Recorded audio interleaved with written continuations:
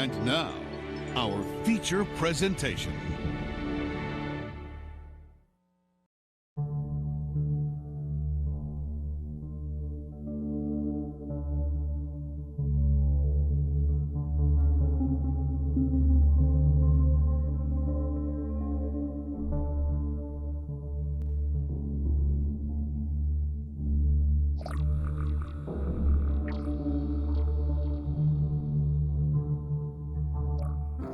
I've got 3 words for you today, kids. Indie boomer shooters. Those 3 words are far more powerful and potent today than they were just a decade ago, when the term boomer shooter was barely even a speck within the gleaming eyes of the first-person shooter community. Back in 2014, with the release of Wolfenstein: The New Order, retro-styled first-person shooters began their push back into the spotlight as not just a viable conduit for fast-paced entertainment, but a genre which gamers were clearly clamoring to dive back into. Doom 2016 would follow in the wake of Wolfenstein, and then 2017 would see the release of what is known as the holy trinity of indie boomer shooters: Dusk, Amid Evil, and Ion Fury. Certainly, there were other proto-boomer shooters from indie developers released before these, which attempted to capture the run-and-gun sensibilities of classic titles, but with the emergence of these games, the floodgates had opened, and an entirely new generation of first-person shooters poured out into the realm of Steam, Early Access, and itch.io. Fans flocked to these titles, lapping them up, eager and hungry like a pack of dogs left to starve out in the night, finally able to feast once more. And yet, despite the praise and the attention and hype from fans, there's a darker side to this renaissance. Many of the boomer shooters released since 2017 have done so in early access format, with some of them taking as long as 5 to 7 years to see a full release to version 1.0. During these elongated development cycles, fans often speak out on Twitter and YouTube and Steam forums, lamenting and decrying how long these games supposedly languish in early access, with not enough updates or content drops to satisfy the insatiable need for new content. Today's gaming world is defined by the term live service, within which larger budget AAA games deliver mods and updates and content practically every few months in an attempt to retain player interest and keep numbers up. This model, much like TikTok and Instagram Reels, has served to reduce player attention spans down to nothing. Early access is sneered at in some circles, seen as simply grabbing money from gamers while the games themselves languish in development hell. And while there are certainly enough games who enter early access only to be quickly abandoned by their developers, many stride forward slowly, one step at a time, while their oftentimes solo developers toil away at models and textures between their day jobs, their family times, and maybe a little sleep here and there. We the gamers don't see behind the scenes of these indie developers often enough. Studios like Slipgate Ironworks, while considered indie by the standards of the industry, are still studios with multiple teams that all work in conjunction with their studio leads and their publisher at large. Many indie shooters start life as 1 or 2 or 3 developers working on a game, maybe finding a publisher and continuing to work in limited capacity, facing down legions of boomer shooter fans frothing at the mouth for more and more and more content until their bellies burst. The pressure to constantly and consistently work on content is an ever-present threat, looming over the heads of those who just want to engage with their passion and make a fun game. And with this comes the pressure and stress of potential burnout. In the case of today's game, Incision, and the developer, who goes by Smoothbrain online, burnout was a very real factor during the course of development. It was something that reared its ugly head and refused to back down, which nearly caused the game to collapse. But it didn't. I've been avidly following the development of Incision since 2022, and I'll be very upfront about the fact that I have been in love with this game since the first moment I played it. That said, however, in following this game's development, I've also followed Smoothbrain's journey as a developer. So I reached out to Smoothbrain and asked if he had the time to sit and chat about his journey so that I might document the creation and experience of his game, and he graciously accepted. Let's dive into the meat of Incision.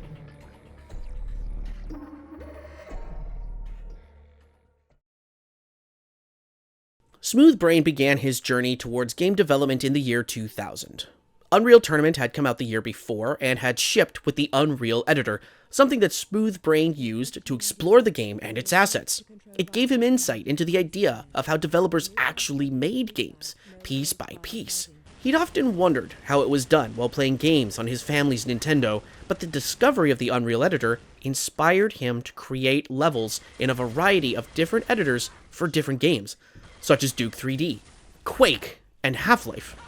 In 2004, Painkiller released with a level editor as well, and a friend got Smoothbrain 3ds Max for piecing together assets. For him, designing games began as making levels and art, which eventually led into creating characters. As a late bloomer to the internet, most of his skills were self-taught, minus a few YouTube tutorials here and there. Working on creating Doom levels was a background hobby for years, even up to the point of starting development on Incision. Growing up, Smoothbrain enjoyed first-person shooters. Doom, Quake 2 and 3, Unreal Tournament, Soldier of Fortune, and the Turok trilogy were all standouts for him. He felt he was at the perfect age for Soldier of Fortune's unique gore and dismemberment system, which was memorable exactly for that exaggerated violence. He never saw anything serious about the digital violence. For him, it felt just like playing with toys. This is one of the reasons why he's never had issues with the monster designs and the gore in Incision, and that said violence shouldn't be taken seriously. As a child, while playing games such as Turok, killing enemies allowed him to examine the character models and how the textures were made, forming an analytical process. He also played a lot of Diablo, which he admits has more of an influence on the ideas behind Incision than he had initially realized. Smoothbrain found himself experimenting with a variety of genres as his skill progressed. There was a beat-em-up game and a point-and-click adventure game that he made, both small, both utilizing original characters. The point-and-click game became an unconscious outlet for personal issues that he had been dealing with at the time, with characters set in a post-apocalyptic setting who were all working through differing traumatic circumstances. The beat-em-up was a stark contrast to this, a bright and colorful science fiction universe, drawing inspiration from Fist of the North Star, starring a giant orc woman with a penchant for pugilism. While unpolished, he's been slowly working on the game in the background for years, with the aim to continually add deeper lore and mythology to the story. In 2014, he made a test level for a Contra clone that never got off the ground, but it displayed his flexibility with differing aesthetics. In late 2020, Smoothbrain started working on Incision. He'd hit a wall while developing the beat-em-up game, and during this period had tuned in to watch the first Realms Deep showcase. Seeing the variety of new boomer shooters, a genre that he'd once loved, as well as the success of Dusk, he was inspired to make a game in that genre. An open self-critic of his own artistic style, Smoothbrain intentionally set out to make a game that, quote, looked like shit in order to prevent internal roadblocks from arising. Originally, he gave himself a challenge to finish the alpha in 1 month, or he would stop making games. He was struggling with creating motivation for game development and needed the push. What also helped with this was the burgeoning boomer shooter community, which rallied around his vision as he posted screenshots and trailers, praising the gameplay and the difficulty of the title. This was a huge boost for him, as he'd once lamented the notion that boomer shooters were dead after playing Duke Nukem Forever in 2011. During the time period between 2011 and 2021, one of the games that he'd found himself absorbed in was Dark Souls, a primary inspiration for the stylistic difficulty of Incision. Smoothbrain finally released the itch.io demo in 2021 to widespread acclaim from fans of the genre. When it came to the aesthetics of Incision, fans found themselves entranced with the pulsating, industrial body horror that resembled the work of filmmaker David Cronenberg. While Smoothbrain is a fan of Cronenberg, Incision was born primarily from a love of David Lynch films. Smoothbrain enjoyed the idea that Lynch never had to explain his films, and as such, chose to lean into the vagueness of storytelling, not providing clear details within Incision's world, deciding instead to trust the audience to feel their way through it. After the first alpha was complete, Smoothbrain created some tentacles made out of meat that extended high into the sky, just as a fun little test. But this got him to wonder what it would look like if the rest of the world was in this style. While conjuring ideas for the aesthetic of the world, he distinctly chose to shy away from enemies and environments that fell within boomer shooter tropes. such as demons and Lovecraftian horrors. So the notion of meat infusing itself across the world, melding with technology, stuck out to him as unique. Another background inspiration was Silent Hill, from which he drew on the visuals of metal grating and rust invading into the regular world. Smoothbrain wanted to make a world that didn't make sense and that did not come together. He doesn't understand how it all works himself, just that it works. For example, the opening apartment that the main character lives in doesn't have windows or a toilet. While this may go against the inherent idea of immersion, his immediate thoughts when designing levels is gameplay first, immersion second. There's a bare-bones story that connects events together, which does just enough to keep things moving, but it isn't the focus. While discussing such games as Grand Theft Auto, which feature highly detailed environments, Smoothbrain said that games like that move too far in the direction of immersion, and, to him, some indie games felt like they were falling into that trap as well. His perspective is that many of these games that focus on creating immersion and environmental details fail to tighten up their gameplay into something that hooks the player into not wanting to put the game down. Pretty visuals and realistic designs are not enough for him. The game has to feel good to play. Continuing development on the game, Smoothbrain made 2 alphas/demos after the initial demo was finished. After these were shown off at Realms Deep 2021, Smoothbrain was contacted by I Music, who had a couple of demo tracks available and wanted to know if Smoothbrain needed music for Incision. This was an immediate yes, and as a result, the project became much more serious to him. Of course I wanted music. His music is great, and I think when somebody else joins the project, it feels more serious. Now I have to make something so he can make music for it. Right, you're beholden to someone else. Yeah, and people of course were hyping Incision on Twitter a lot and Discord, so I just kind of, yes, beholden, felt like I had to now make something proper and finish it, not just make a demo. Around this time, a few game publishers, including Hyperstrange, reached out to Smoothbrain based on the strength of Incision's showings. They all asked if he was looking for a publisher, which he immediately rejected as he didn't feel like he understood the developer-publisher process and he didn't want to get tangled up in it. By this point, he'd released a demo, received praise and hype from gamers, and had been courted by publishers. But he still didn't quite feel like he had something serious. And then came the email from 3D Realms. This publisher was one that Smoothbrain knew, and even though it wasn't the same publishing house that he had adored from the 90s, it was still the biggest name in the indie shooter circuits. This was so exciting for Smoothbrain that at 2 a.m. he called up his mother, giddy with glee. However, glee turned to gloom after a few conversations. 3D Realms wanted Smoothbrain to cancel his work on Incision and instead come work at their studio on a new Quake 2 style body horror shooter. Smoothbrain turned this down because he wanted to see Incision through to the finish. 3D Realms then came back with a counteroffer. Keep working on Incision, but create a design document for the game that gives it a recognizable and unique gameplay gimmick which would make it stand out amongst other shooters. This, Smoothbrain also turned down, as it would have led to excessive amounts of work to redesign and rework all of the levels that he had currently, and also he just simply didn't believe in the notion of creating games based around gameplay gimmicks. So, talks with 3D Realms ended. It's fascinating to think about this story in hindsight when considering just how distinct Incision is, based strictly on visuals alone. The red and pink meat aesthetics, the low poly de-resed textures, the industrial environments and angular architecture. Smoothbrain tapped into something artistically primal with his depiction of a bruised world suffering an open wound. Meanwhile, Hyperstrange had not given up on courting Smoothbrain to sign on with them to publish Incision. Once they had reached out for a 4th time, Smoothbrain decided, why the hell not? Let's see how this process goes, and he signed up. Despite the lack of attractive gameplay gimmicks, Incision features some unique gameplay elements. Players are forced to utilize extra lives within levels rather than traditional save mechanics. Each map asks gamers to play through them from start to finish. No quick saves. Throughout the maps, players will find 1-ups that will revitalize their health back up to 75 HP if they drop below 0.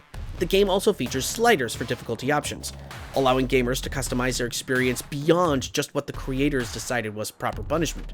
Smooth Brain stated that his inspiration for the Extra Life system boiled down to a lack of experience as a developer. Every one of his levels contained unique scripts for interactive items. None of them had support for a saving system. In order to add save games, he would have had to redo every single level from scratch.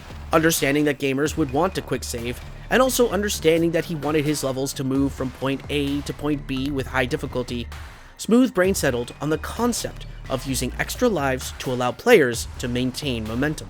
He'd been paying attention to how Doom Eternal had implemented extra lives in its gameplay, but he didn't like the full execution of them, due to checkpoints within the maps themselves acting as a kind of safety net.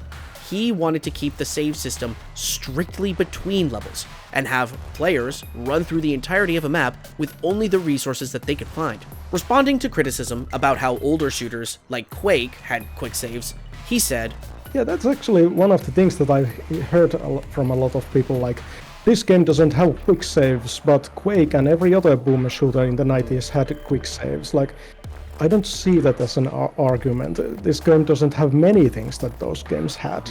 This game doesn't even have, like, doors that you can open by pressing a button. I just kind of dropped that idea at one point and forgot to add any doors into the levels. So I had an issue with the doors, and I said, fuck it, I'm gonna do something else. Love that. Love that. Yeah. The game only has doors that can open when you trigger them somehow, so there's monster closets, but there's none of those doors that you walk in front of and press E to open them. Smooth Brain has commented that going into full production on Incision, he wanted to make a 3-episode shooter in the vein of classic games like Doom. However, he intentionally chose to not plan out what each episode would entail before working on them. He'd gone with the 3-episode format strictly to adhere to old retro shooters to capture their feel. On September 16th, 2002, Incision released into early access. I played it day one myself over on my now defunct Twitch channel, and I had a blast. So did many other gamers. And if you kids haven't played this game yet, let's go take a look at episode 1 of Incision and see just what all that hype is talking about. Incision opens up with a delightfully gruesome menu screen.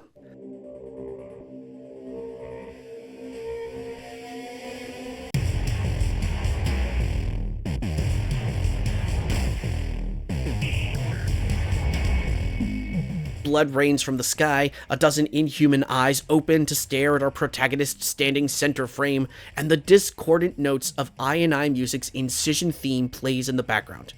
If ever there was a menu screen that gave players an immediate sense of what they were in for, it's this one.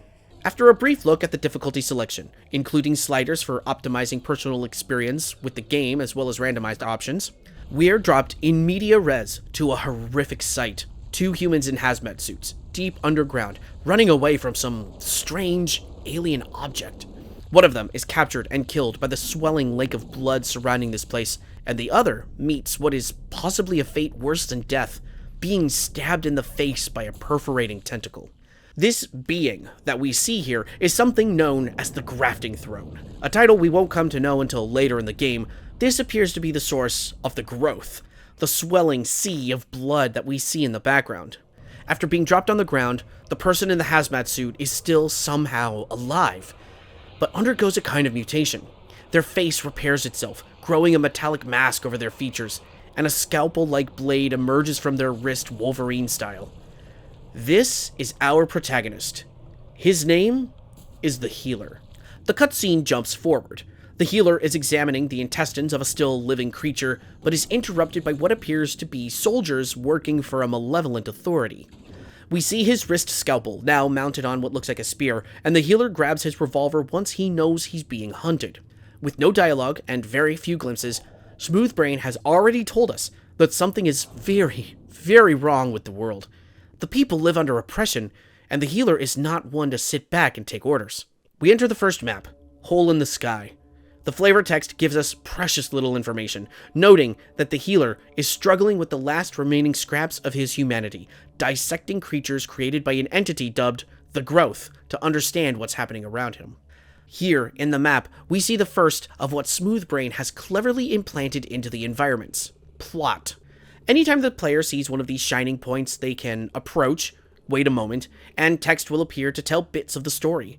And if the player wants to skip right past them, that's all they have to do.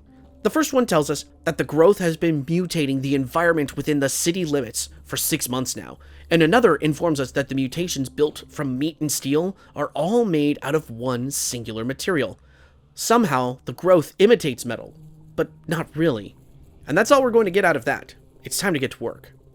Very quickly, we're going to get the hang of movement.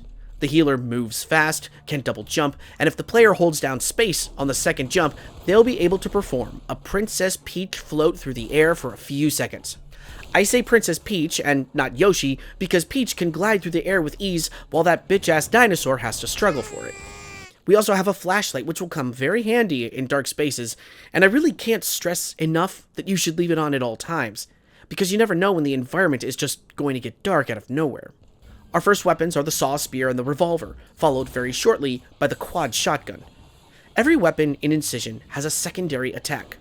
The saw spear normally swings back and forth for melee attacks, and on alt fire, the healer holds it out while it spins like a pizza cutter. I didn't use this method very often, so you won't see much footage of it.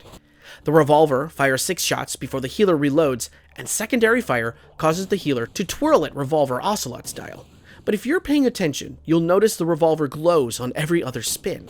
And if you fire during that glowing spin, you'll shoot a super powerful shot that will one-hit most lesser enemies, which is very fucking satisfying. Fun fact, Smoothbrain told me at one point that he intentionally gave the revolver a reload function because otherwise fanning the hammer would make the magnum too OP, so players are forced to have to reload and wait to get that chamber spinning. And the quad shotgun is just a monster. Up close and personal, 1 or 2 hits is enough for most enemies initially, but if you're needing that extra punch, right-clicking will rapid fire 4 bursts. Also, if you press Q, you can melee kick enemies in order to set some boundaries. Holding down Q, however, performs a heavy melee attack with the saw spear that takes time to recharge. Finally, we'll get the submachine gun in this map as well. Left click for standard issue rapid fire, right click to toss a grenade that also does burning damage.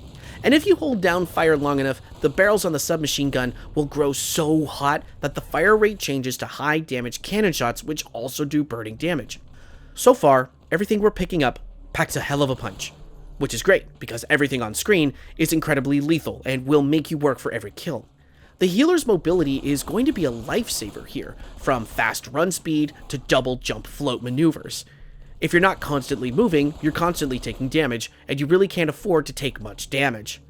The extra life pickups can and will come in handy should the worst come to pass. When a 1-up is used, time will slow down temporarily, and you'll regain an instant 75 HP, and you'll be invulnerable until the bullet time wears off. But there aren't a lot of these lying around, and you don't carry them over from map to map, so each one is incredibly precious. What's striking about this first map is how well it captures just how much the world has gone to shit. Everything is covered in blood, flesh, or rust. Industrial environments, factories, warehouses, dominate this first landscape. A huge white flag with SOS written on it hangs impotently from the side of a building. Death and atrophy swirl all around us. There's evidence that people used to live here, but the evidence is little more than a bleak reminder that there's little chance of ever coming back from this insidious growth. And whatever oppressive faction that has risen to maintain control over the bloody landscape pretty much only exists to keep the remaining population in check, all of them controlled by the growth in order to fuel the growth's continued growth. In order to affect the environment and or open up new pathways within the levels of Incision, the healer must cut open what are called tumors to activate events. And in order to exit a level, will also be tasked with slicing open a mutated face attached to a nerve cluster emerging from the architecture. Whether this face is truly alive in the way that the other enemies we've been fighting are, there's no way to tell. If the face maintains sector lockdown as the title above it says, then it seems only probable that the face is actually alive, and that is a kind of existence that I'm not sure I want to think about. Episode 1 continues forward, painting a picture of an industrial cancer spreading and reshaping the world around it, acting parasitically to control minions like protective white blood cells. And the creatures we have to face are warped, twisted, ugly representations of life. Our initial encounters are with beings that are more humanoid in appearance, but these quickly give way to spider-legged beasts who sprint while bent over backwards, hooded things with syringes for hands and teeth that are too large, and cysts that hang from the ceiling, spitting explosive rivets. The more of these that we encounter, the more that they begin to resemble humanoid forms that the growth took apart to inspect, but didn't understand how it worked or how to put it back together properly. All the while, I&I's soundtrack beats arrhythmically, incessantly increasing in tempo as we venture further and further into this nightmare of blood and basalt. If anxiety had a thundering, rising industrial tempo, it would be this soundtrack.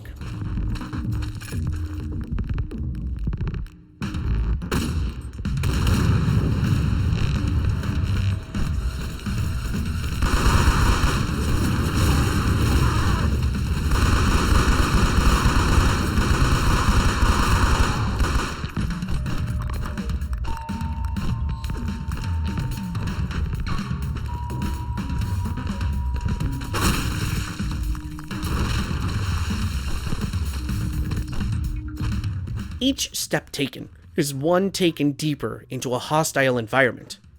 Imagine, if you will, a city as a living being. Skyscrapers, houses, hospitals, shopping malls. Imagine them as organs with form and function, a production line crafting material to build the body of the city, roots spreading deeper and deeper below the surface. Now imagine that body as indifferent to lesser forms of life within it as a human would be to ants. Sure, if we don't see the ants, we don't care about the ants.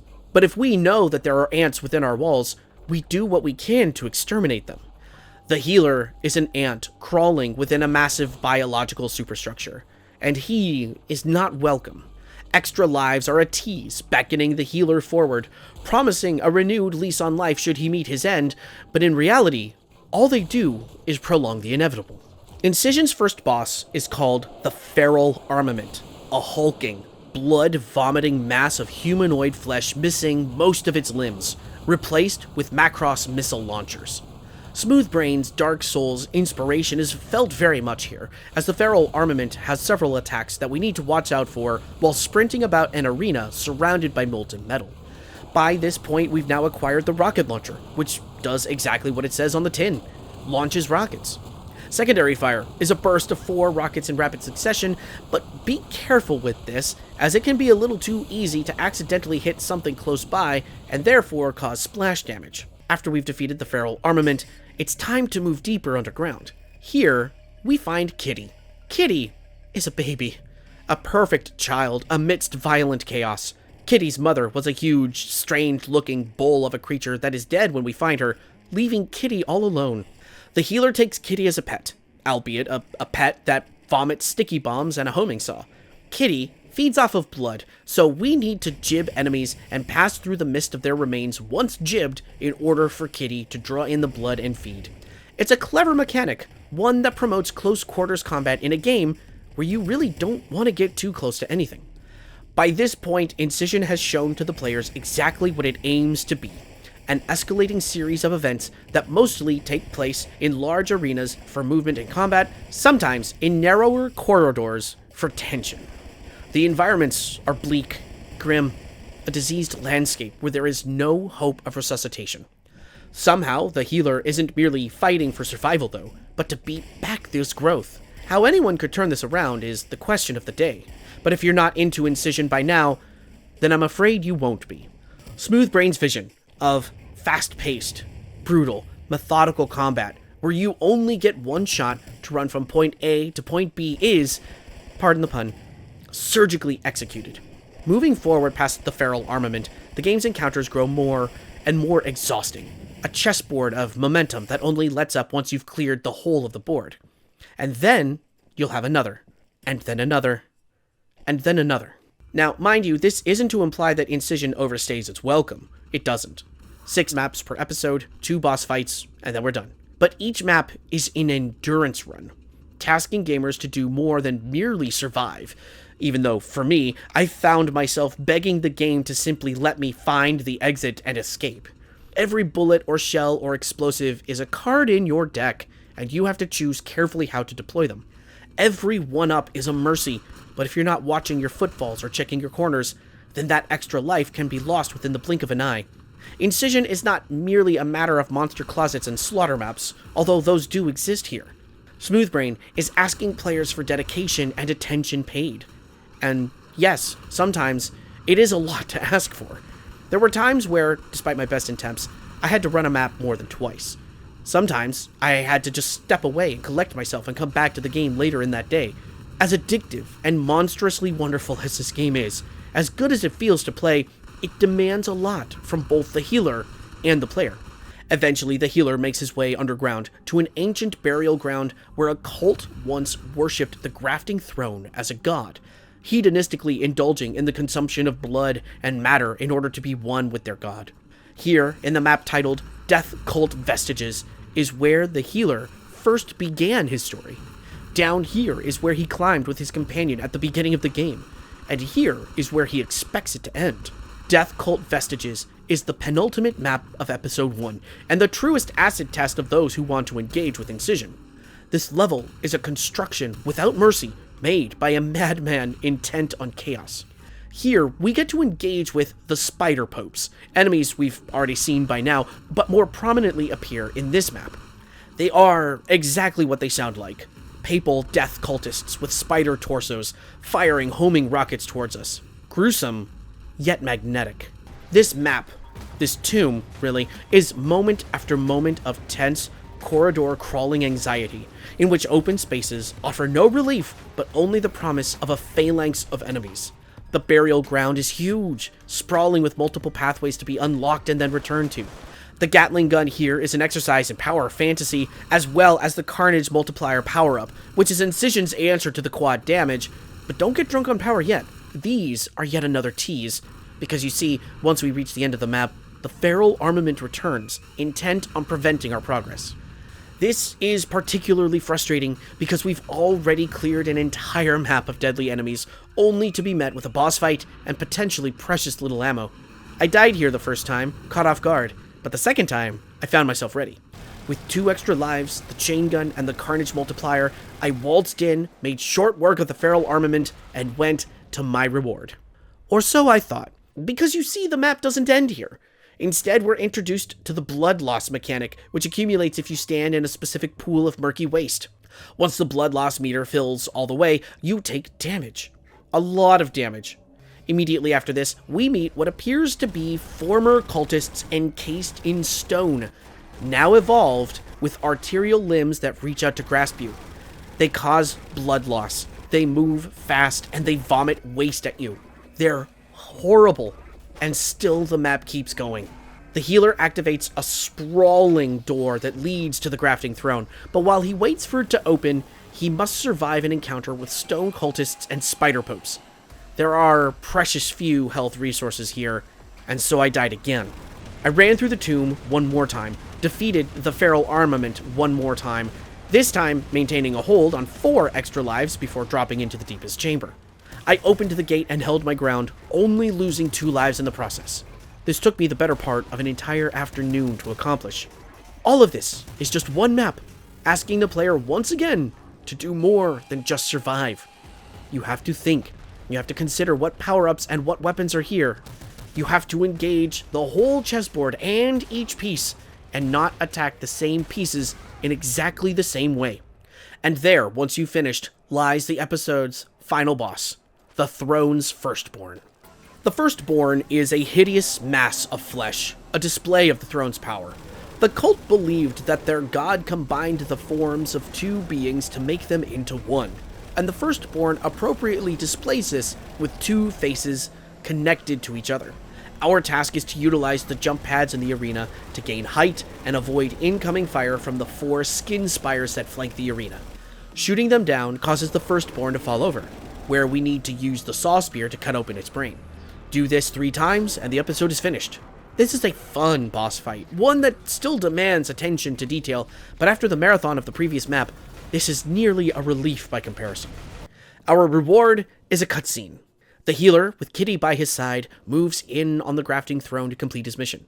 But something unexpected happens. A blinding light engulfs the area, and we see the silhouette of a large humanoid thing wielding a giant bell on a staff, paired on either side with what look like feminine soldiers.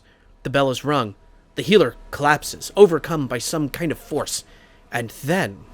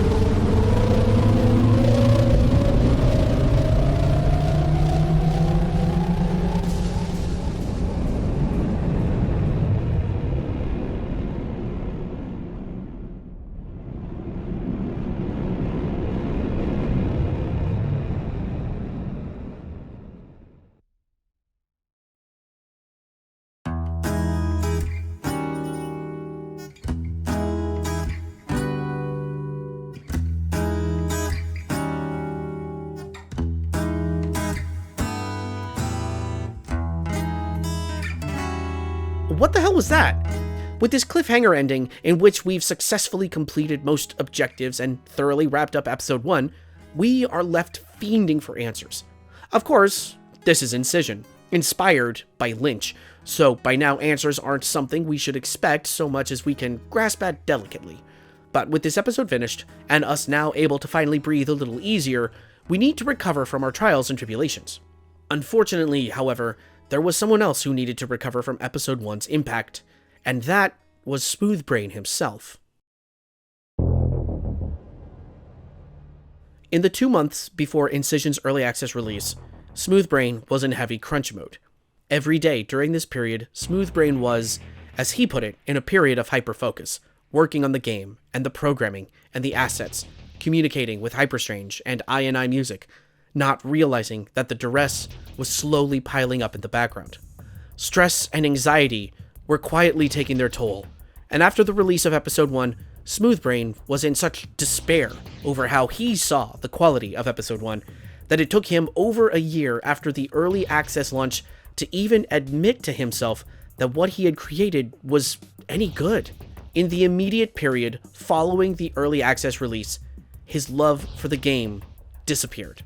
Mentally, emotionally, and physically exhausted, he announced on Twitter that he was going to step away from active development. Developer burnout, especially within indie circles, isn't something that the majority of us gamers really consider or provide space for. Comments around indie games will sometimes devolve into cries for more content, sometimes demanding to know when more content will arrive. For many developers, this is just a side job that could hopefully become something more substantial, or this is simply a pursuit of passion to create art that could be shared with and enjoyed by others. Obviously, this can and usually will be a sensitive subject, so creating space for such a delicate conversation can be difficult when dealing with masses of faceless users on social media. In order to help better understand and highlight the experience that Smoothbrain went through during this time, I spoke to a few indie developers about their experiences with stress and burnout while making their games. Jason Smith is essentially a one-man band developing his game, Cultic, creating everything from graphics to music to level design. After producing and developing Cultic Chapter 1 all by himself, a game which released to multiple accolades and Game of the Year nominations, Jason brought on designer Nick Paulsmere to assist with level design for Chapter 2. As of this writing, Cultic Chapter 2 is preparing to release nearly 3 years after the release of Chapter 1. I asked Jason if he found himself encountering tweets or posts from fans, either asking why the game was taking so long, or if anyone had expressed negative feelings toward the lengthy development. While there were definitely folks who got a little bit stinky about the development time of Chapter 2, it was, for the most part, confined to folks outside of the community circles that Jason was in. Since Jason is generally active about posting updates and has been as transparent as possible about his process, he felt as though the majority of those in the cultic community understood what was going on. Sometimes, he said, random YouTube comments or posts on the Steam boards would claim that the game was dead or that it had been cancelled, but these were few and far between. I also asked how he found ways to avoid burnout while wearing so many developer hats, ranging from level design to composing the soundtrack for the game. For Jason, being able to switch gears when he found himself worn down in one particular area was a way to sort of stay fresh. For him, the most significant source of burnout comes mostly from the content grind. The process of trying to just build and build and build can be and often is exhausting. Being able to swap from one aspect, such as level design, to another, such as music, eases the burnout and relieves the stress. Jason, being much more of a final product kind of guy, chose to bring Nick Paulsmere on to help out with Chapter 2 in order to help relieve some of that grind. Previously, if he was blanking hard on ideas for a map, he'd just have to sit there and stew in his anxiety over it. But with Nick working on layouts, Jason could then go brainstorm and apply himself to a different task instead, keeping things moving forward. Xalavier Nelson Jr. is the founder and creative director at development studio Strange Scaffold, and in this position, he has openly and candidly spoken on maintaining ethical and healthy work environments for his fellow developers. While Strange Scaffold is incredibly well regarded, having released such successful titles as I Am Your Beast, Life Eater, and Space Warlord Organ Trading Simulator, the studio nearly shut down during production of their 2023 hit El Paso Elsewhere due to a lack of funds. But they pressed onward during the stressful time, and as already mentioned, El Paso Elsewhere was a huge hit in indie circles. With his dedication to ensuring that Strange Scaffold maintains a healthy environment for making games, I asked how he finds ways to avoid both crunch and burnout. The way he stated it, health is a holistic consideration, which means to him it requires flexibility more than an unmoving set of rules and principles. Xalavier says that he has worked jobs for 5 hours a week that caused him to nearly quit video games entirely, but that he's also worked 60-hour jobs where he was still able to feel agency and like a full human being. So he maintains frank conversations with the people around him about what they need and where they need it. And sometimes that means pushing them to not put something cool in the game, because the cost to both the person and the maintenance of the game isn't worth it. For Xalavier, burnout isn't just a potential. He's burnt out before, and still struggles against it every year. He attributes that to still trying to make meaningful, high-quality art during a time of unprecedented volatility in the world. As he so eloquently stated, quote, "It's really hard to make games while you are constantly mourning the results of the latest layoff or canceled project." I also checked in with developer Mothership Loudspeakers about his experiences with crunch and burnout surrounding his indie games, Ghostware and Technoplasm. With Technoplasm being his second foray into early access, I asked if he found himself bumping up against gamers who ask when more content will be available for his games, and if that has ever been a frustrating experience. He said that, so far, he hasn't experienced any questions about when extra content is coming out, possibly because Technoplasm has only been in early access for a little over a month as of this writing. He's definitely received a few messages about what kind of content that players would like to see, but it was more like a wish list than a "get back to work, you lazy bum" kind of thing. Mothership Loudspeakers turned around pretty quickly time-wise from working on Ghostware to Technoplasm. Going from project to project, I asked how he kept himself motivated to continue working steadily and avoid burnout. For Mothership, an important factor for jumping from Ghostware to Technoplasm so quickly is that the latter is a completely new project. New codebase, new assets. Everything had to be made from scratch. For him, he didn't feel the mental fatigue of accumulated work piled on a pre-existing project. Ghostware's dev cycle was also way more stressing, whereas Technoplasm is a solo endeavor, so a lot of factors are simply not present for him, which allows a more relaxed experience. As far as looking ahead to avoid potential burnout, he usually avoids it by keeping a consistent pace, which lets him get ahead of his schedule for deadlines, creating space to take a break from development when necessary. Finally, I got in touch with Amon26, project lead of Infrablack, developing the game Phobolus. Amon has faced some of the same difficulties and stressors that Smoothbrain did while developing Incision. A couple of years ago, while working on bringing Phobolus out of alpha stages, she was very open about the stress and serious burnout she faced in that time period. When I asked what that experience was like and how she found ways to rest and recover strength to pull out of that fatigue, she told me that development of Phobolus began in the middle of personal upheaval and loss. What initially started as a project to keep her sane became a stressor as her role shifted from being the sole creator of the game to the leader of a team of creative people. Realizing that she was in over her head and needing to slow down, she chose to prioritize healing on a personal level. She didn't want to quit outright, but she felt a responsibility to tell the team to work on the game in smaller, more controlled bursts. Accepting the process wouldn't be tidy or easy to track, part of recovery for her was taking advantage of moments where she felt well enough to work without pushing. Phobolus has had a rough development cycle. Since the alpha build, it has undergone an engine change, reworking of visuals and levels, but is now at a point where it is not only thriving, but gaining traction in the first-person shooter community. Considering where the game is now versus where it was a couple of years ago, I asked what advice she would give her past self, noting that it would be cheating to go back and say, "Don't worry, it gets better." Amon stated that she would go back and give herself the same encouragement that she'd tried at the onset of development. "You've never tried this before, so it's going to be crazy, but if you don't go for it now, you'll hate yourself forever." For Smoothbrain, racked with anxiety and suffering from burnout, there was never a point at which he actually felt like he wanted to get back to work on the game. In his attempts to drum up some sort of inspiration to resume work, Smoothbrain found himself in the position where he felt he needed to just force himself to get back into it. As he recalls it, the honest answer as to why he finally picked himself up enough to continue working on Incision was money. The game was selling. People were spending their hard-earned money to purchase the game, and so Smoothbrain felt a large responsibility to continue working on the game because of that reason alone. Even though he wanted to back away from the project, he knew that truly walking away from it or canceling the rest of development would feel horrible to him, knowing that there were gamers who had spent that hard-earned money on his creation and were expecting a finished release. Once he'd finally made the decision, Smoothbrain decided to experiment on visuals and cutscenes in order to just do something for the game. This led to a wildly popular tweet in which Smoothbrain showed off a brief animation of a corrupt surgeon working on a mangled patient, something that took on a life of its own to such an extent that Smoothbrain still doesn't actually understand why it was so popular. As a lover of old, shitty CGI cutscenes from games such as Blood, Smoothbrain intentionally made his cutscenes blobby and muddy, telling me that playing with the cutscenes has been his favorite part of development. In fact, that joy may have been part of what saved him.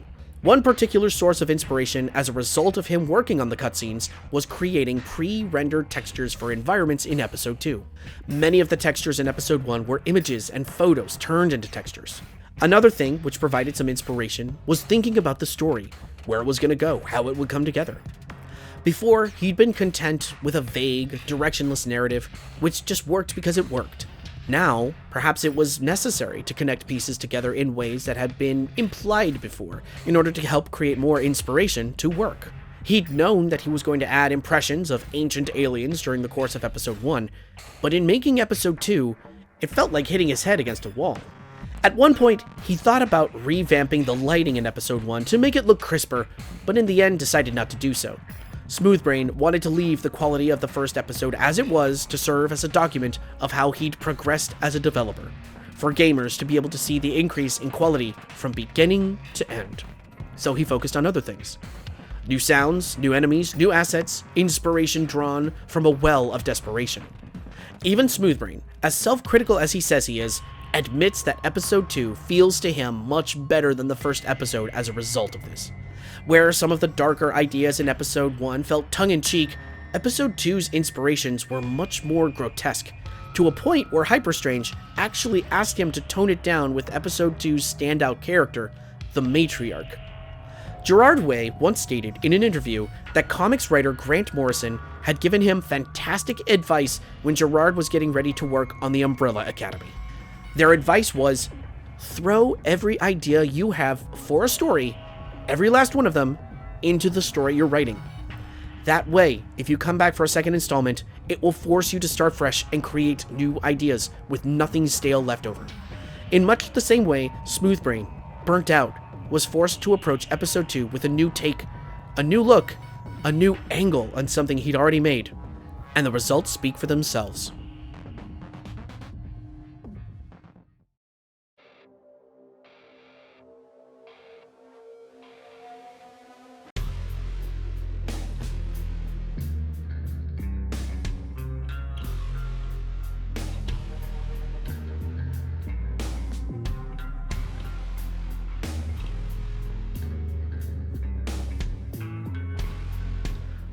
Episode 2's theme is just Ominous and sludgy, foretelling the misery we are about to experience, simultaneously reworking the theme from episode 1 into something new and different. In a lot of ways, this captures the very theme and focus of episode 2, Death, Filth, Medicine. The opening cutscene gives us glimpses of what appear to be alien environments, alien beings, and a limb fluttering within a red fluid. From the limb emerges a scalpel, not unlike the healer's scalpel, which seems to create a weird psychic connection between whoever has this new blade and the healer himself. After this, the healer awakens. He's been transported somewhere else and now must make his way back to something familiar. Although, unfortunately, the place he finds himself in is already a little too familiar. It appears to be the remnants of the Death Cult tomb, tossed around and flipped over. The healer notes that the pools of waste which cause blood loss is a result of the growth liquefying, becoming toxic to his body. And now, we're surrounded by the stuff. Great. At least we find Kitty nearby. It's no secret at this point that the beings we encountered at the end of the previous episode are actual aliens. We'll come to know them as the Malakant, but at this point, they're still mysterious to us. The great big ball of white light caused some kind of explosion in the city, leading to great big chunks of it falling into the substructure, which is where we are now. It's time to fight our way topside. Although, topside isn't much better. The city is a wreck, practically ruins already. The healer notes that everything is wrong, that it smells like metal, that the sky is the wrong color. This isn't the growth's doing. Smooth Brain's oppressive design philosophy hits a new crescendo here. We're starting out with the revolver, Kitty, and a rocket launcher. Chess moves are going to be much more fraught. Anything and everything from the previous episode can and will come our way, and not only that, but they're not affected by the liquefying growth. So it's run, leap, float, fire, run, leap, float, fire, climbing our way out from the bottom of the city's debris. And if you see an extra life, don't be fooled. That's precious cargo, but it will be surrounded by enemies that you can't see.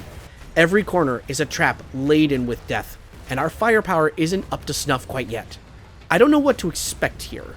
I've saved episode 2 for closer to the game's 1.0 release, so I'm going in here blind as a bat. And I'm nervous. But soon we're gifted this episode's first of 2 new weapons. The Jawbreaker. It's a triple-barreled shotgun designed for point-blank range. Take that literally. Anything further than 5 feet away won't feel the brunt of this gun's impact. But anything within that range is going to turn into meat sauce with one pull of the trigger. However, you need to be certain that your aim is true, because if it isn't, it's a slow reload to slot 3 new shells in on the fly, and that's a big window for enemies to hit you. The alt fire, however, blasts a burst of fiery projectiles that bounce off of surfaces. If you're in a tight corridor with a big nasty in front of you, hit that alt fire and let the ricochets go to work. Absolutely awe-inspiring. A new obstacle that we will face in episode 2 are the Heralds of the Throne. These intimidating creatures are almost angelic, or at least the twisted flesh version of angelic. Whenever you come across one, it will mark you with a heavenly flame, meaning it can hit you with a devastatingly powerful burst of fire from anywhere in the arena. As long as you keep moving, you'll be able to dodge the burst, which takes a moment to charge up, but until you find a way to get close enough to the Herald to literally cut out its heart, you'll be in constant danger of being burned alive. Our second map here, a decrepit shopping mall that has succumbed to the growth, is the kind of show-stopping set piece that many first-person shooters wish they could have. Broken down hallways, a children's ride, capitalistic sale signs, even a horrendous giant puppet man who once could have been seen as friendly outside of a toy store, all surrounded by liquefied growth and fire and meat and death. At the end of all of this is another Herald, this time coupled with brand new enemies, robots with cutting lasers. They're clearly not controlled by the growth or are even a part of it, so they must have something to do with the new threat to our home. Venting pipes are sucking the growth out of the ground and into something far above us, prompting the healer to step into the suction and into a place wholly unknown. In between all of this, there are these new beings which resemble the stone cultists from the burial ground, except they're not trying to attack the healer. If anything, they're trying to communicate with him. I've decided to call them prophets. One of them informs the healer that the growth's children have arrived, but that the healer has been chosen by the growth to carry its mark. It's very vague, there's a lot happening, and it's very Lynchian, which is odd, I know, but bear with me here. Cleverly blending show don't tell, as well as just the tiniest bit of opaque exposition, Smoothbrain is setting up a brilliant end game for episode 2 that starts here, and pays off if we're curious enough and paying attention enough. In what could also be considered another brilliant move, the first 2 chapters of episode 2 take place in the same city that we've explored in episode 1.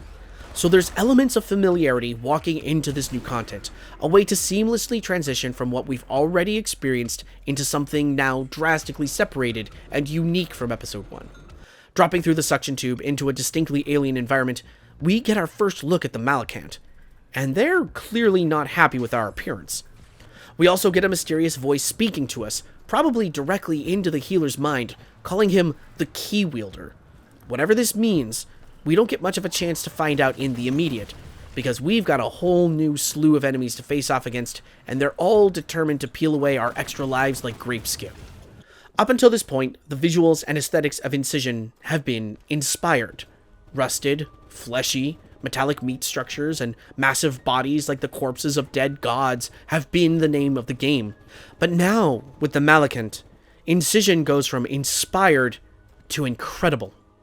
The Malakant aesthetic values are as alien as anything anyone could hope to see in a first-person shooter. Harsh red lighting, triangular geometry, and almost holy reverence towards blood and flesh. The Malakant soldiers themselves appear to be draped in similar robes to the Spider-Poop, indicating a strange cousinship to one another. Of course, it's not just Warhammer-esque alien creatures, there's combat assassins as well, who cloak in and out of our visual spectrum in their attempts to cut the healer's life short. The healer also notes that the creatures of the growth have no association with the Malakant. What few of them are captured on this ship completely ignore their alien captors because they're programmed to harvest human life.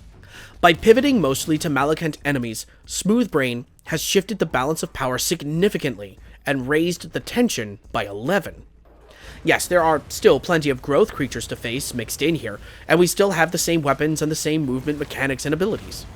But we're in an entirely new, entirely foreign environment facing entirely new, entirely foreign enemies, all of whom seem to have a lot more knowledge about the growth than we do, and that's intimidating. Another new mechanic you may have already noticed in this episode is swimming underwater. The healer apparently doesn't need to breathe underwater, which creates some exciting spectacle and set pieces after rupturing, heart? Fluid sac? I don't actually know what this is. It's just kind of cool to rip it open and then fight a bunch of enemies knee-deep in blood. Incision, as you may have noticed by now, isn't about making sense in the form of connective tissue. No, we don't know how any of this shit works, nor how it makes sense, but it doesn't have to.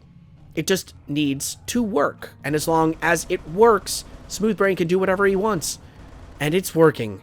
Oh, it's really working. Except then I get a peek at the next boss, the Death Rot Child, swimming below me, and I'm out. I don't want to. No. No. Look, I have a fear of large swimming creatures, alright? I can't help how I react to that. And the Death Rot Child, following in the footsteps of the Feral Armament, is a multi-stage exercise in patience and a little bit of luck. First, we have to jump and float and maintain a steady rate of fire at the boss, hopping from island to island, avoiding its attacks, and not touching the surrounding liquefied growth. Once the Death Rot Child is defeated, the liquid turns palatable, and we get to dive underwater and face the Death Filth Child, the boss's twin, and my #1 nightmare. Unless you, the player, are a technical savant, chances are very strong that you'll have to run this battle a number of times in order to learn the rhythm and motions of the children, but once you've got it, it's only a matter of time before the healer moves onward. Of course, we get to move onward into the Bell Wielder, which is an entirely different sort of beast. I'm not really sure what to call this brute. I haven't seen the game's bestiary at this point in the writing, so I'm doing my best here. But the large staff it carries can be parried by the healer's saw spear, so you're going to want to get that out as quickly as possible. It's a tough fight, but fortunately, right near the beginning of the map, so we have plenty of room to practice. Of course, once we beat the Bell Wielder, there's a lot of tomfoolery in our path ahead. The mysterious voice tells us that the Mother God is being rebranded to carry a key just like us. Whatever this mysterious voice speaking to us is, it used to have influence over the Malakant. Now, it seems, its influence is being usurped, so there's some trouble in paradise, and this provides a little bit of sense to our surroundings now. The Malakant ship seems the worse for wear, not nearly as polished and as functional as one would expect a star-sailing alien species to be. Perhaps there's been an uprising here. Maybe the Mother God has taken over what the mysterious voice once ruled, and done so with the most violent of insurrections. If she's being rebranded, then perhaps she's seeking power. If she is, we're going to need extra firepower. This comes in the form of the Omen Strike, a railgun weapon which absolutely fucks. It fires an incredibly powerful railgun slug using Ichor, and the secondary fire launches a slow-moving ball of energy which does slight damage on its own, but can also be shot, causing it to explode for even more damage. Shades of Unreal Tournament. Well played, Smooth Brain. Real quick, I just have to make note of this hallway.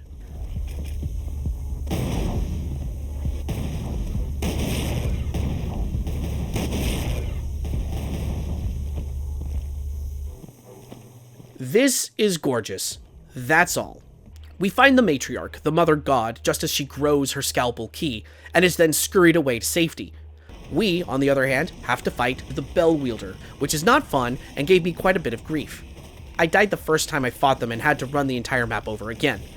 I had 2 extra lives before fighting them. Look, kids, I'm just not good at parrying. What comes after this is a thundering gauntlet through the remaining halls of the Malakant ship on a direct course towards the chamber of the grafting throne. The matriarch gets there before us, opening up a rift to somewhere. But this level might be Smooth Brain's masterpiece. A tightly winding series of hallways that loop back and forth and around, teeming with Malakant and growth enemies. Some of the most devious enemy placement I've personally ever seen in an FPS title lie within these halls, and I'm not going to lie or pretend that I didn't curse Smooth Brain's name more than a few times during this escapade. This is hard. This is actually, factually brutal. Woven between all of this, like arterial thread, is ionized soundtrack, discordant, pulsating, hammering industrial noise that hums like an undercurrent, spurring the player forward.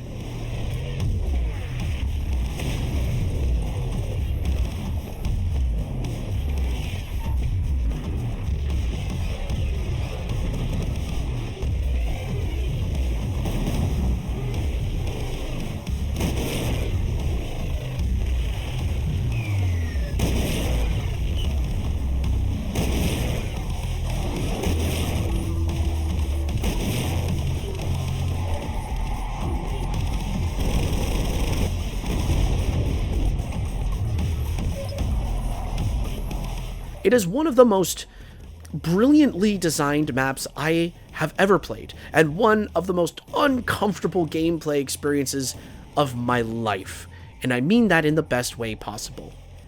I also got hit with this fucking jump scare.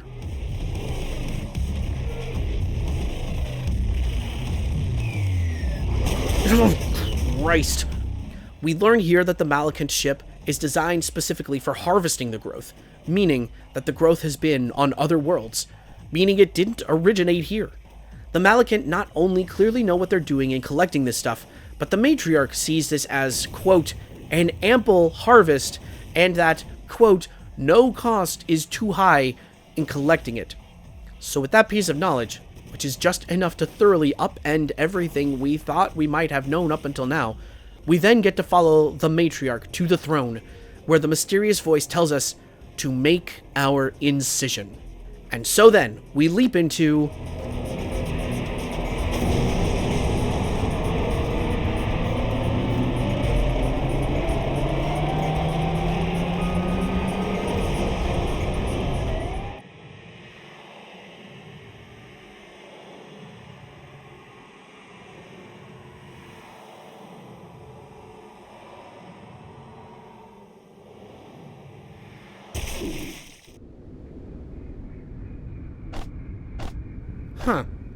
The name of the map is unknown, which is exactly where we are. I don't know what to make of this place. I couldn't even begin to tell you kids where this is, or what this is. It's just huge, otherworldly, and perhaps the true source of the growth. Whatever this place is, be it the remains of some alien civilization held within a pocket dimension, or simply a place built on the back of a mad queen's dream, it's certainly a tour de force of action. It's not nearly as densely packed as the previous map, but it's no less vicious. There's strange new enemies, statues dedicated to the grafting throne, and 2 more bell wielders at the very end. Fortunately, there's a carnage multiplier here, so I just whip out the chain gun and have fun with it. Now for the matriarch. The healer understands somehow that he was also rebranded at the beginning of all of this, that his transformation was done as a faint plea for death. Within a milky cloud of understanding, the healer meets his creator, what looks like an elder Malekith. It describes itself as not a god, merely a pilot, and that the matriarch has rejected the throne's true purpose. We need to kill her to stop her from corrupting the power of the grafting throne for herself, which is easier said than done. The matriarch is a hell of a fight. She's got a scalpel of her own, so we'll need to have our saw spear out to parry her attacks. We'll also need to keep an eye out for when she creates blood doubles of herself, as they'll require special attention while she's attacking. The blood doubles are easy to take down, but they're a brutal distraction if we're not keeping one eye on the matriarch. She's fast, too fast, horribly fast, an absolute horrific boss to run through over and over again. Get too far away, and she hits you with blood loss. Get too close, and she slides up, spinning like a ballerina, slicing at you from impossible angles, unless you're fast enough to spin in time and parry like a madman. I was pressed. I was in absolute distress with this one, kids. I really do mean it, until I finally caught the rhythm of her attacks and kept up enough parries to finally, after a half hour of attempts, whittle her down to the end. And what an end. I'm not sure I can show what the healer does to finish off the matriarch. It's pretty gruesome, kids. I can see why Hyperstrange asked Smoothbrain to tone it down.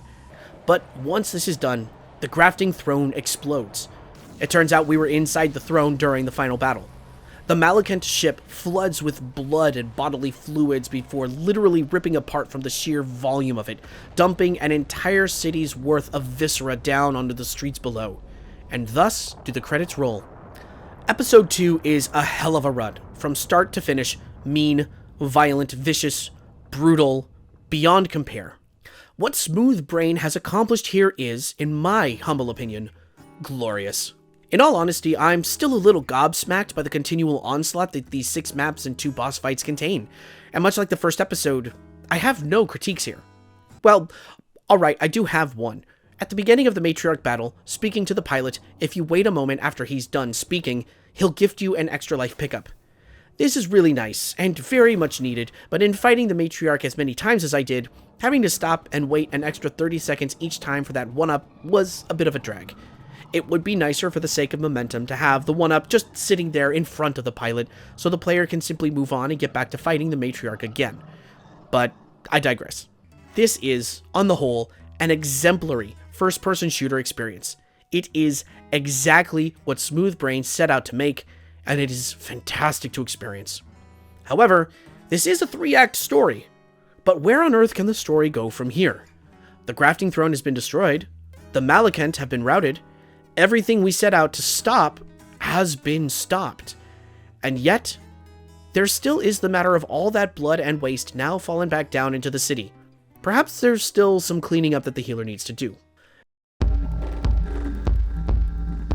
However, it's not just the healer that needs to do some cleaning up.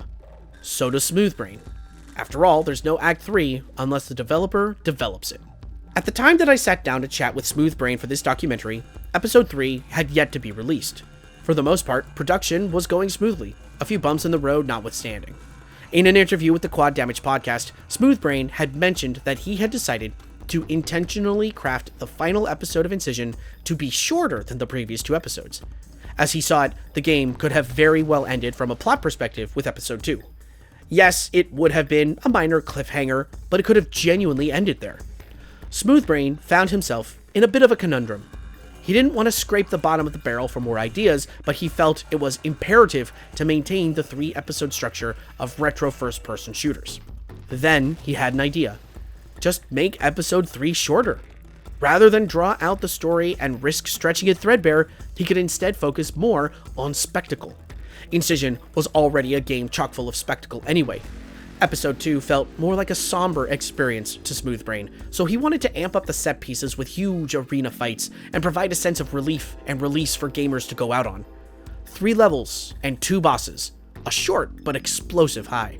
Our chat took place about a month and a half before Incision released to version 1.0. Before our discussion, I had been following Smoothbrain online since Incision's initial early access debut. I'd read his tweets, watched with dread as he'd spoken frankly on needing to take a hiatus from game development, and celebrated with relief when new content had begun to debut on his social media accounts. For me, in many ways, being able to sit and chat with this developer felt in some ways like two pen pals meeting for the first time.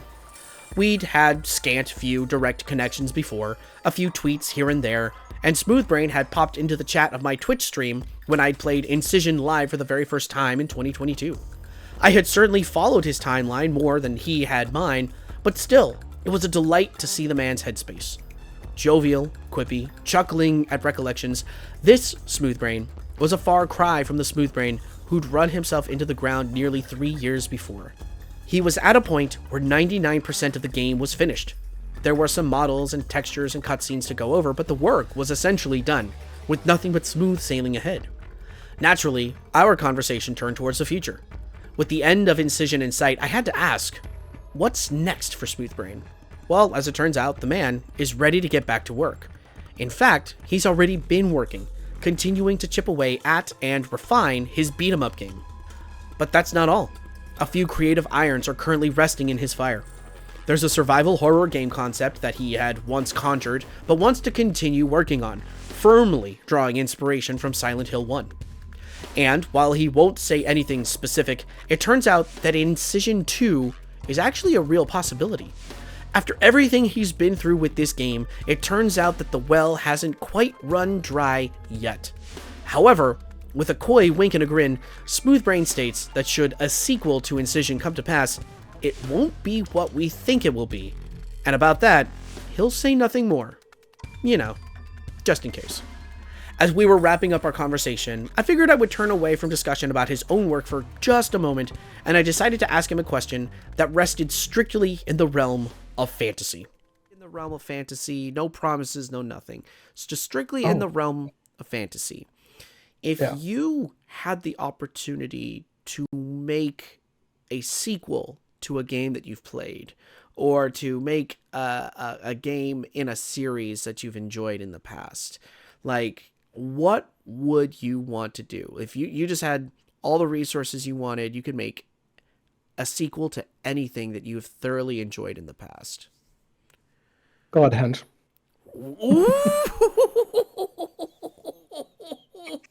Oh, that's such a good about it.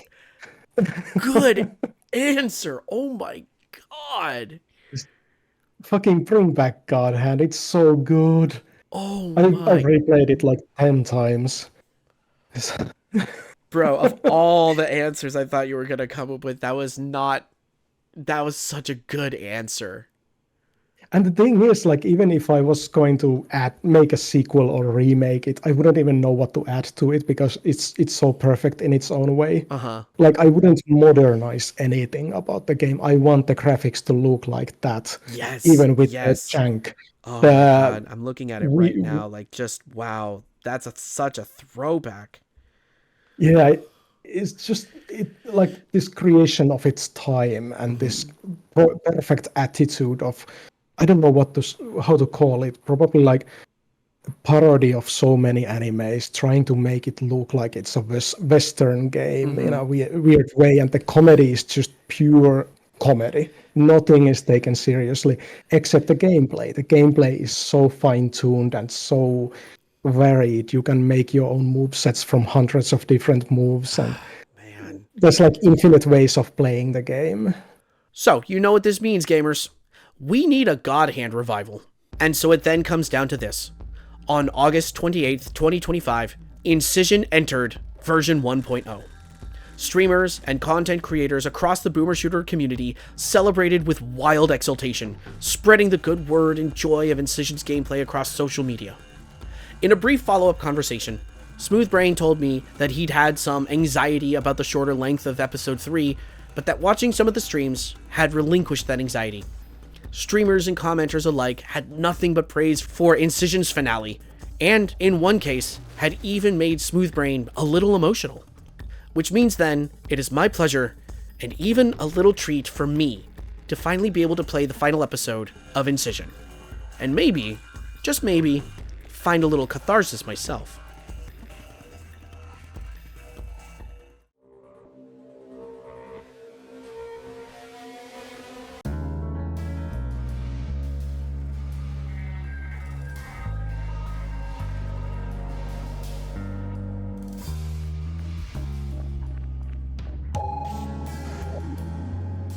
Our new menu theme has an element of chill to it that absolutely belies the amount of chaos that we're about to witness. And chaos it truly is. Before we dive into episode 3, however, I want to point out how Smoothbrain is a sneaky son of a bitch. I streamed gameplay of episode 3 when it finally released into 1.0, and unbeknownst to me, Smoothbrain had overhauled the difficulty settings without telling anyone. You heard that right. You see, here, when I started episode 1 to capture footage for this video, that there were 4 difficulty selections, plus sliders with preset values for each difficulty. And you'll now see here, when I started capturing footage for episode 3, that not only is there a brand new extreme difficulty setting, but that the sliders for the setting that I had been playing on, Overkill through Overconfidence, had been set higher by 20% for projectile speed and 10% for enemy damage. So, when I went to go stream this for the first time, I accidentally selected a higher difficulty setting than I was used to, and spent 2 goddamn hours replaying just the first map in the episode over and over and over again. When I pointed this out to Smoothbrain after the fact, he laughed and thought it was hilarious. Well, I'm going to show you, but I'm going to go beat this game. Well, first I got to turn this down, and I'm going to set it to what I'm actually used to. And go! Our opening cutscene for episode 3 sees the aftermath of the Grafting Thrones explosion. The city is in chaos, the healer is weakened from the ordeal, and what sounds like bombs are being dropped in the background. No doubt the military has finally had enough of this malignant invasion. Of course, the healer's troubles aren't over yet. A sincerely creepy surgical machine rips out the healer's heart, which appears to be the source of his key-wielding power granted by the throne. Now slightly weakened and tossed aside like garbage, the healer needs to find a way to reclaim that power and prevent the growth from using it for whatever purposes it means to. We're on to our first map, Thy Cherished Flesh, and it will become apparent very soon that Smoothbrain is not fucking around with this. Yes, there are fewer maps in this episode, only 3 levels and 2 boss fights compared to the previous episodes with 6 maps and 2 bosses each. But fewer maps in this episode means larger, more grandiose level design that stretches the player's skill set to the absolute limit. Expansive, exhausting, and excruciating, I was reminded constantly of Wrath, Aeon of Ruin, whose maps could run anywhere from 45 minutes to an hour in gameplay length. Incision Episode 3 doesn't run nearly that long, but these are much larger than what we've dealt with up until now. If I've described some of the prior level experiences as marathons, then this episode's 3 maps are akin to cross-country. I feel the need to genuinely step out of format here for a moment and focus solely on the maps on display here.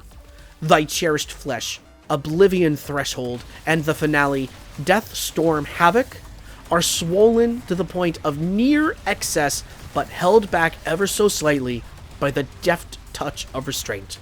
Smoothbrain somehow strikes the perfect balance of density amidst expansion, with not one metric unit of measurement gone to waste. All killer, no filler, with each map a grueling exercise in survival against absurd odds. I've played a lot of big maps in my time here on this channel, and probably the largest, most intricate maps that I've had the pleasure of playing through probably belong to Head-On Bloodright. Incision's final chapter rivals that experience in the best possible way, and I have to pay tribute to Smoothbrain's achievement in that aspect alone. In fact, it's because of the size and scope of these maps that Smoothbrain has created a distinct, wholly unique, yet familiar finale to the game. Each episode, thus far, has benefited from feeling largely separate from the other 2 episodes, while resonating as a symbiotic part of the whole. Much like the multifaceted reach of the growth itself, with many pieces all working to service the function of the hive brain, so too do these 3 episodes all act as one precise unit divided into separate entities. One commenter stated that Incision's episodes all feel like sequels, forming a trilogy. I believe that to be an apt statement. Episodes 1 and 2 did a lot of heavy lifting, establishing the size of the threat faced by the healer, providing enemies created by the growth, as well as enemies from the stars in the form of the Malekith.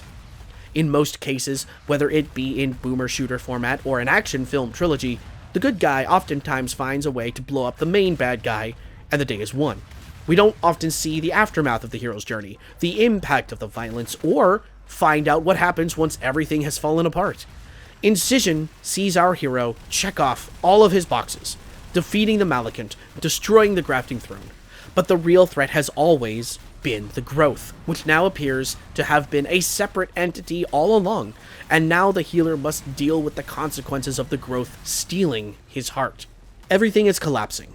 Fighter jets can be heard and seen flying overhead, bombing the city in a desperate attempt to contain the growth.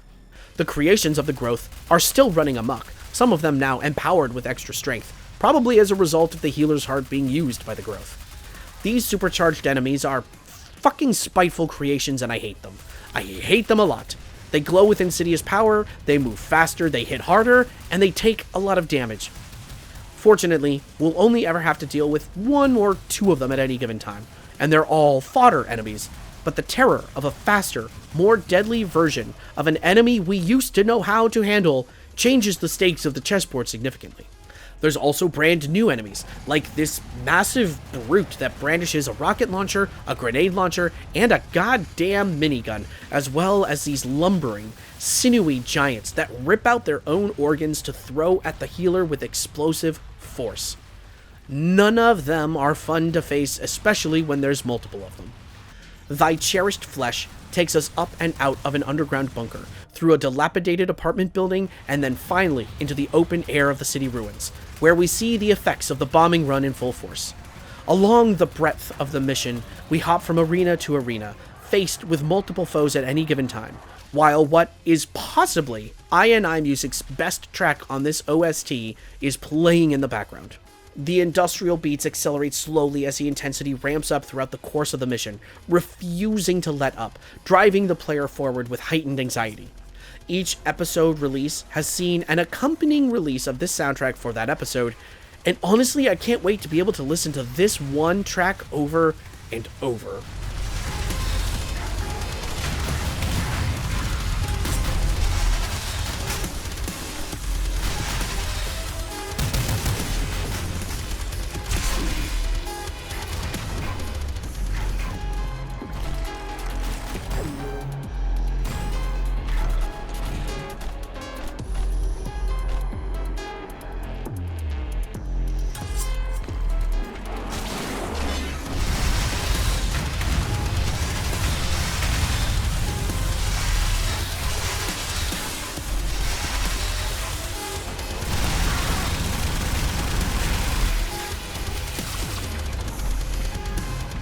Once we're out of thy cherished flesh, it's on to our first boss of the episode, the Rustborn Messiah. In what is certainly Incision's Dark Link moment, the Rustborn Messiah is the growth's attempt to copy the healer movement for movement. This fight is possibly the most intense out of all of Incision's bosses. The Rustborn Messiah moves almost as quick as the healer does, and exists in 3 stages, brandishing a quad shotgun, wielding a rocket launcher, and finally, hefting a minigun. Once defeated, the Rustborn Messiah realizes it is merely an imperfect clone of the original and puts its own revolver to its head. As the game states afterward, an imitation remains an imitation. Now we're off to Oblivion Threshold. I cannot overstate the fact that this map is a masterpiece. Hands down, without a doubt, probably the finest example of map making in a first-person shooter this year. We open up underground, approaching a spot of importance for the growth, seen from afar by our enemies. An eerie bell echoes in the background, and the healer notes that both Malekith and growth have gathered here. So this isn't going to be easy. This is, in fact, going to suck. We are taking fire from almost the moment the map loads. Once we've gotten close enough and taken out the rocket creatures raining down hell on our position, we have to surmount the walls of the factorial fortress and move past towards the inner courtyard. At the courtyard, we can see a church looming high overhead, but we can't reach it for the time being. First, we have 2 paths to traverse. One of them takes us inside the remains of the Malekith ship, where we not only have to claw our way inside to chop down a tumor, but we're treated to lore that explains quite a bit about the connection between the Malekith and the grafting throne. We also get the flamethrower, a deadly new weapon that burns enemies, and secondary fire launches a fuel tank for a massive explosion. The ship is huge. It took me close to 10 minutes to clear through it, cut the tumor, and drop back down to the courtyard to continue along the next path. This direction puts me in an arena flooded with liquefied growth and surrounded by rocket enemies and giants. Oh, and a spider pope. Once I'm done here, it's back to the courtyard to face another wave of enemies, including another of those brutes, before entering the church from below. And by below, I mean falling through the floor into the tomb beneath the church, where the sound of the bell is making it difficult to move quickly, and my flashlight doesn't work anymore. This by far was the most tense section of the game. The darkness is immediately oppressive, and soon after winding a corner, we get to meet a shadowy new enemy that shifts in and out of reality like a shadow, only taking damage once it gets close enough to attack. They bend over backwards, swinging their claws to attack the healer, and their face looks similar to the healer's own face. And when they die, they explode into a cloud of dust that causes blood loss if you're not careful. We're still going, climbing the steps of the church, realizing as we go that this church once belonged to the ancient cultists who worshipped the grafting throne. The cultists detail that the throne was a prison for the growth, which is primordial life, but the throne's power waned. The growth got out.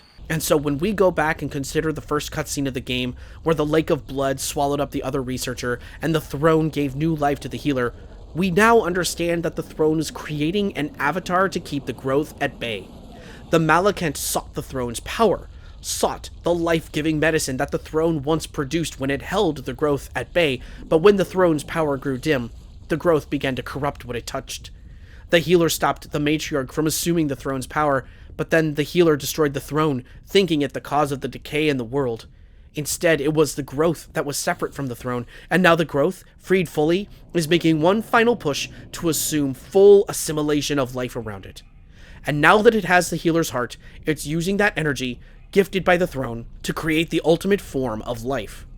At the top of the church, there is one final bell wielder holding open a portal for the Malekith to escape through. Slicing open the portal cuts the connection, leaving us with one last map to challenge.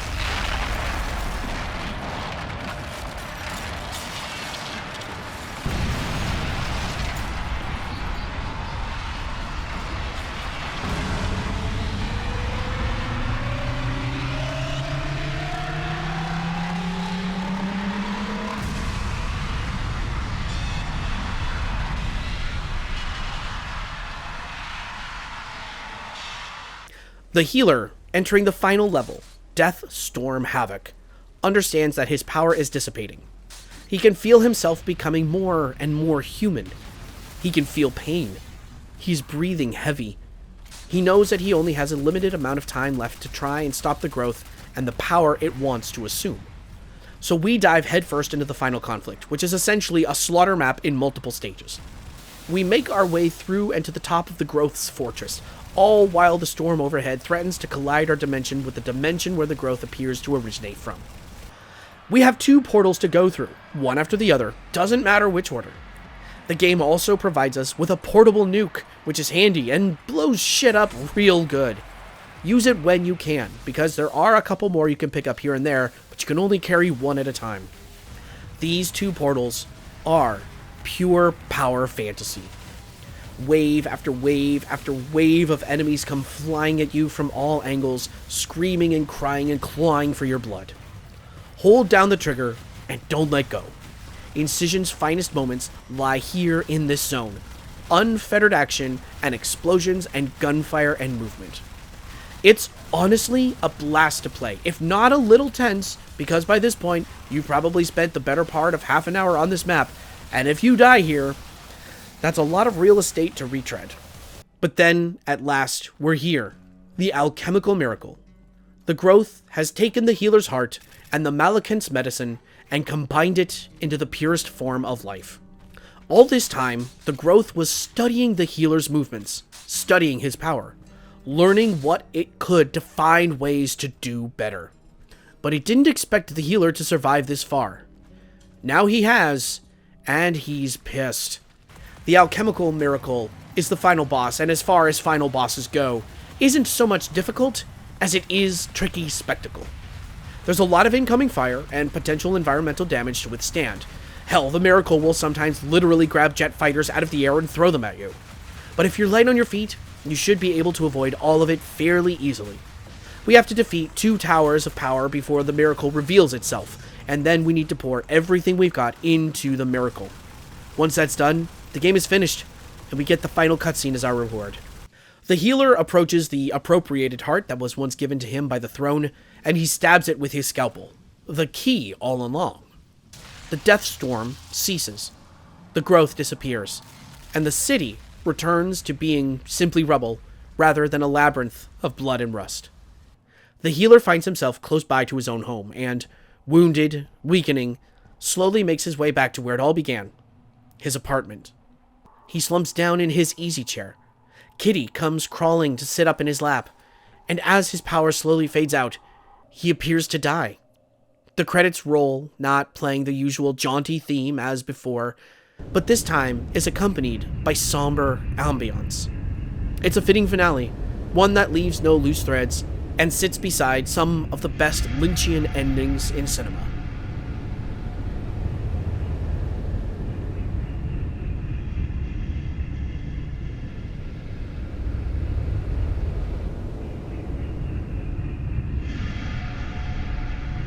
But this isn't the way the story ends.